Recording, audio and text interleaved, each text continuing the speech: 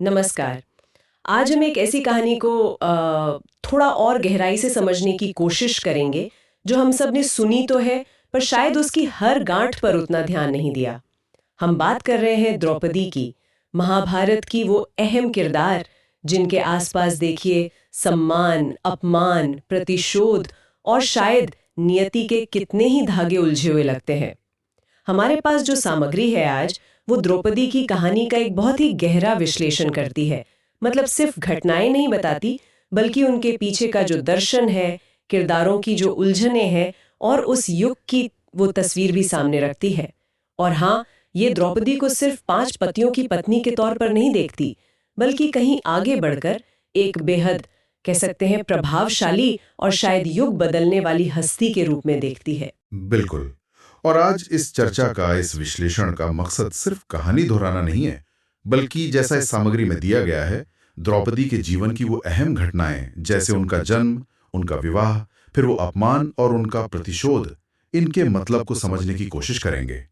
हम देखेंगे कि कैसे उनकी कहानी सिर्फ उनकी अपनी कहानी नहीं है, बल्कि उस दौर के समाज, राजनीति और हाँ, नैतिकता से जुड़े बड़े सवाल भी खड़े करती है ना? हाँ, बिल्कुल। तो चलिए शुरू करते हैं। द्रौपदी की कहानी के उन पहलुओं को खंगालते हैं जो शायद आज भी हमें कुछ सोचने पे मजबूर करते हैं। कहाँ से शुरू करें? उनके जन्म से?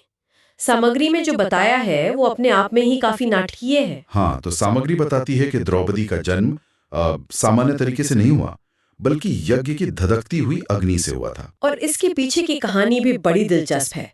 पांचाल के राजा थे द्रुपद, और उनका गुरु द्रोणाचार्य से पुराना बैर था।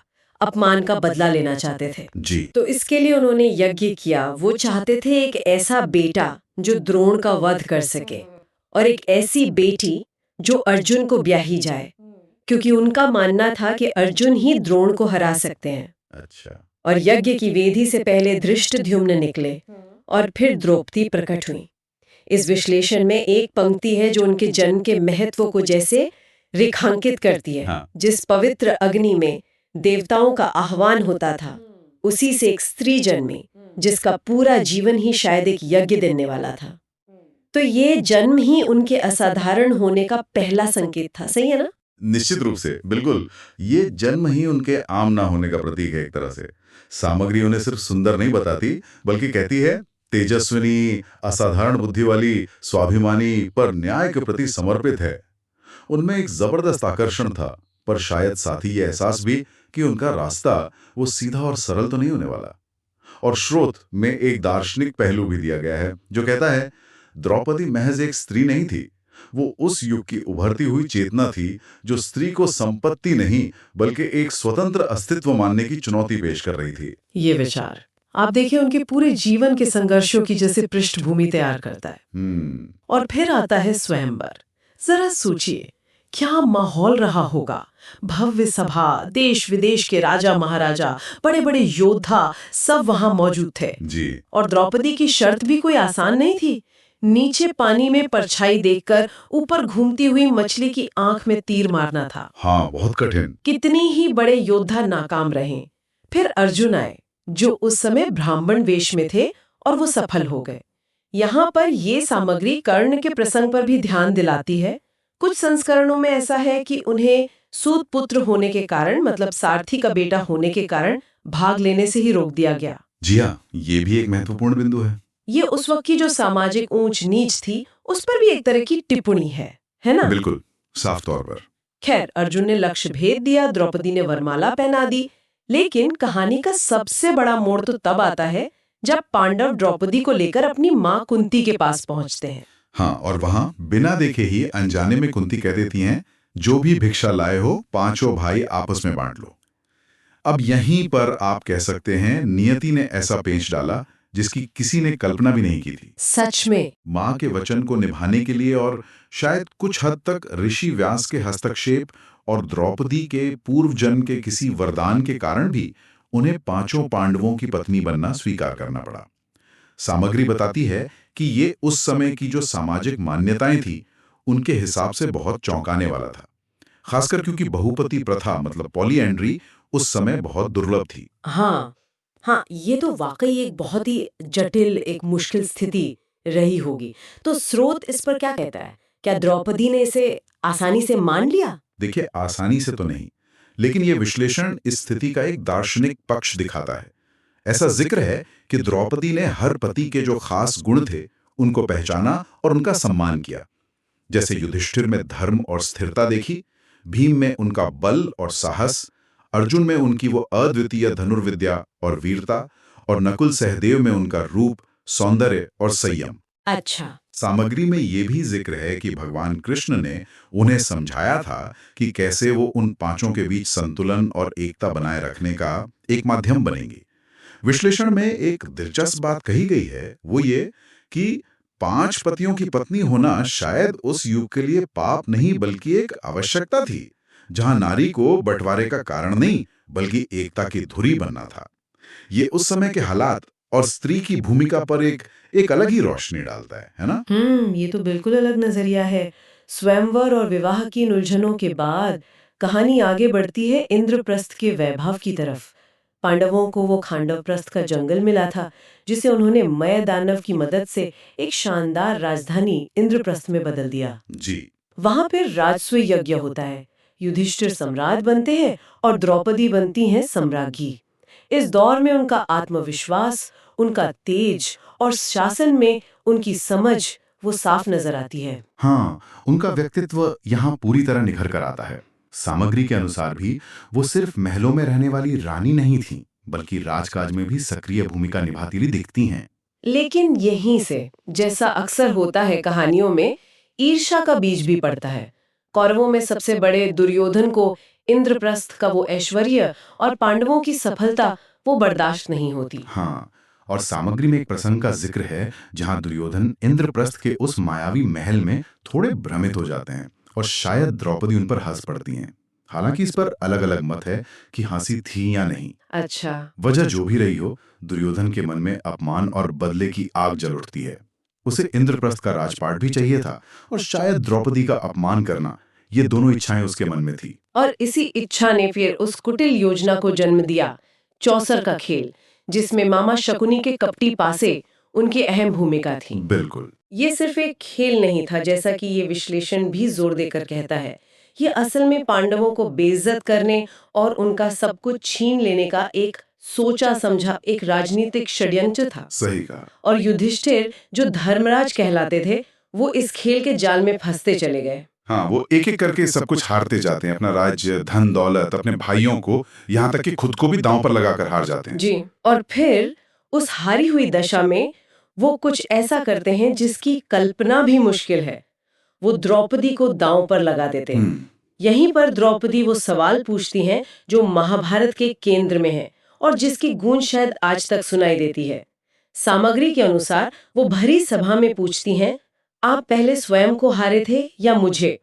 जो व्यक्ति स्वयं दास बन चुका है, उसे अपनी पत्नी को दांव पर लगाने का क्या अधिकार है? बिल्कुल, और ये सवाल कितना शक्तिशाली रहा होगा। सोचिए, उस सभा में भीष्म पितामह, गुरु द्रोणाचार्य, विदुर जैसे नीति जानने वाले ज्ञानी लोग मौजूद थे। हाँ। सामग्री बताती है कि द्रौपदी के इस तर्क भरे सवाल ने सबको चुप करा दिया, निरुत्तर कर दिया, कोई जवाब नहीं दे पाया। ये सिर्फ एक पत्नी का अपने पति से सवाल नहीं था, ये तो धर्म पर, नैतिकता पर, स्त्री के अधिकारों पर और मनुष्य के अपने अस्तित्व पर, उसके स्वामित्व पर एक गहरा सवाल था। बिल्कुल, लेकिन इसके बावजूद होता क्या है कि अधर्म और अहंकार का पल्ला भारी पड़ता है।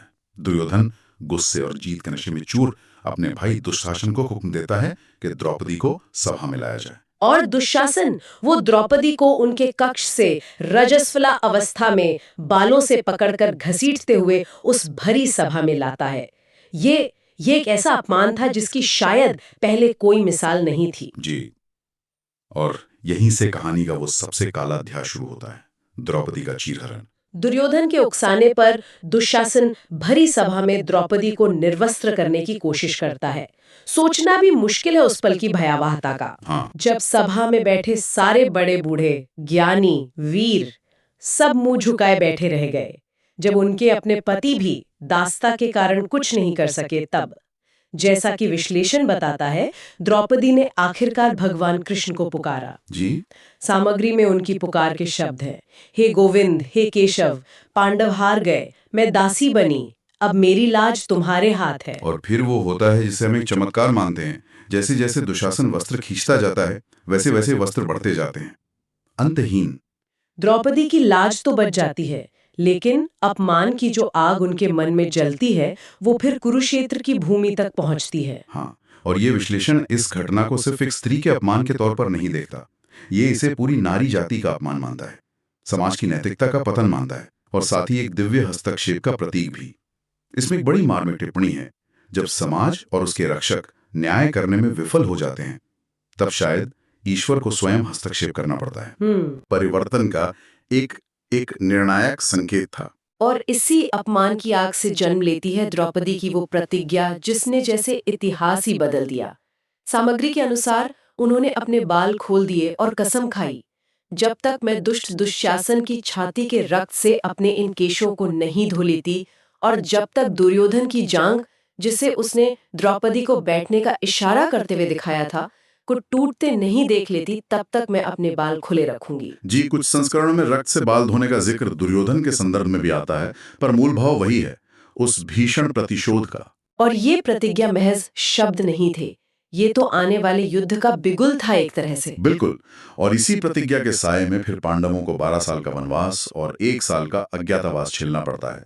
द्रौपदी अपने पतियों के साथ उस अपमान, उस पीड़ा और अपने उस अटूट संकल्प शक्ति को साथ लेकर वन वन भटकती हैं। वनवास का जीवन भी आसान नहीं था। सामग्री में विराटनगर की घटना का खास तौर पर जिक्र है, जहां पांडव अज्ञातवास में वेश बदल कर रह रहे थे। हाँ, विराटनगर वाला प्रसंग, वहां द्रौपदी सैरंध्री का रूप में थी, रानी सुदेशना की दासी बनकर। जी, और वहां रानी के भाई शक्तिशाली सेनापति कीचक ने उन पर बुरी नजर डाली और बार बार उनका अपमान करने की कोशिश की। हाँ, और जब हद हो गई तो द्रौपदी ने रात में चुपके से भीम से मदद मांगी, और भीम ने कीचक को मल्ल युद्ध में मारकर द्रौपदी के सम्मान की रक्षा की, और ये भी ध्यान रखा कि पांडवों की पहचान उजागर ना हो। विश्लेषण ये कहता है कि ये घटना दिखाती है कि द्रौपदी का संघर्ष सिर्फ कौरवों से नहीं था, बल्कि हर उस ताकत से था जो स्त्री का अपमान करती थी या अन्याय पर उतर आती थी। सही बात है। अच्छा, फिर वनवास और अज्ञातवास का समय पूरा होता है, पांडव अपना राज्य वापस मांगते हैं। जी, और शांति के आखिरी प्रयास के तौर पर कृष्ण दूत बनकर हस्तिनापुर जाते हैं। वो पांडवों के लिए सिर्फ 5 गांव मांगते हैं। लेकिन दुर्योधन, वो तो अहंकार में अंधा था, कहता है कि सुई की नोक के बराबर भी जमीन नहीं देगा। बिल्कुल। अब युद्ध तय हो जाता है, और इस निर्णायक मोड़ पर विश्लेषण द्रौपदी के मौन पर ध्यान खींचता है। मौन कैसे? मतलब वो युद्ध की विभीषिका को समझती थी, लेकिन सालों का अपमान और अन्याय का जो जख्म था वो भी बहुत गहरा था। जैसा कि सामग्री में कहा गया है, द्रौपदी का मौन युद्ध की इच्छा नहीं, बल्कि न्याय की अंतिम और अनिवार्य मांग थी। अच्छा, ये एक अलग नजरिया है। और फिर कुरुक्षेत्र का मैदान सजता है, जब अर्जुन अपने ही रिश्तेदारों और गुरुओं को सामने देखकर हथियार डाल देते हैं। तब कृष्ण उन्हें कर्म योग का वो प्रसिद्ध उपदेश देते हैं जिसे हम गीता के नाम से जानते हैं। जी, गीता का उपदेश। और यहाँ विश्लेषण एक बहुत ही दिलचस्प कोण सामने रखता है। कृष्ण उपदेश तो अर्जुन को दे रहे थे, पर शायद उसकी असली प्रतिध्वनि द्रौपदी के हृदय में गूंज रही थी, क्योंकि यह महायुद्ध कहीं ना कहीं उसी के अपमान, उसी के आंसुओं और उसी की प्रतिज्ञा का परिणाम था। वाह, ये तो सोचने वाली बात है। युद्ध जाहिर है बहुत विनाशकारी होता है। कौरव पक्ष के लगभग सभी बड़े योद्धा मारे जाते हैं। भीष्म, द्रोण, कर्ण जैसे महारथी वीर गति को प्राप्त होते हैं। और अंत में युद्ध के 18वें दिन भीम गदा युद्ध में दुर्योधन की जांघें तोड़ देते हैं। हाँ, और इससे पहले वो दुशासन का वध करके उसकी छाती का रक्त पीकर अपनी एक प्रतिज्ञा पूरी कर ही चुके होते हैं। जी, अब दुर्योधन के वध के बाद द्रौपदी अपने सालों से खुले केशों को उसके रक्त से धोती हैं, या कुछ संस्करणों के अनुसार दुशासन के रक्त से। उनकी वो भीषण प्रतिज्ञा पूरी होती है। प्रतिज्ञा पूरी हुई, न्याय मिला, लेकिन क्या इसे द्रौपदी को शांति मिली? यहाँ सामग्री एक बहुत मार्मिक बात कहती है। क्या? कि इतना सब होने के बाद भी, विजय मिलने के बाद भी उनका मन शायद शांत नहीं था। अपने 5 बेटों उप पांडवों की अश्वत्थामा ने छल से हत्या कर दी थी।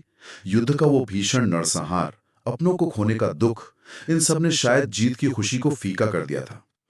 विश्लेषण में एक पंक्ति है, न्याय मिल गया पर मन शून्य है। ये युद्ध की व्यर्थता और विजय की जो कीमत चुकानी पड़ती है, उस पर एक गहरा चिंतन है। सही बात है।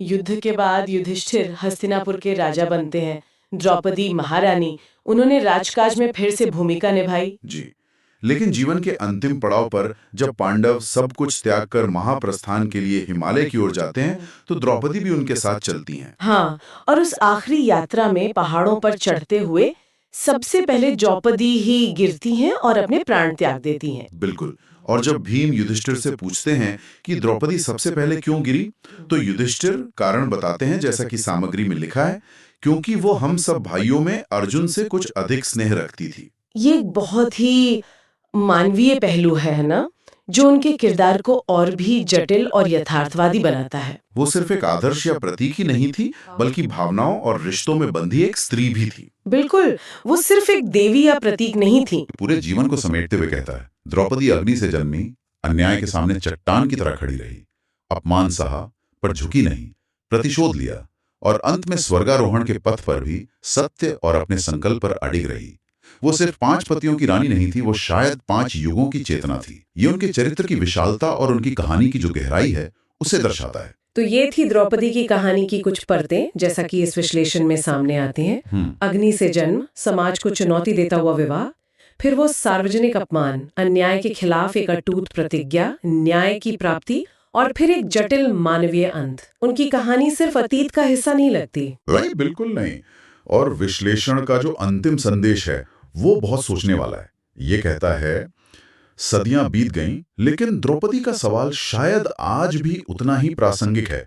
जब जब समाज अन्याय देखकर चुप रहेगा, जब नैतिकता और विवेक मौन हो जाएंगे, तो क्या कोई अगली द्रौपदी फिर कहीं किसी रूप में अन्याय की अग्नि से जन्म नहीं लेगी?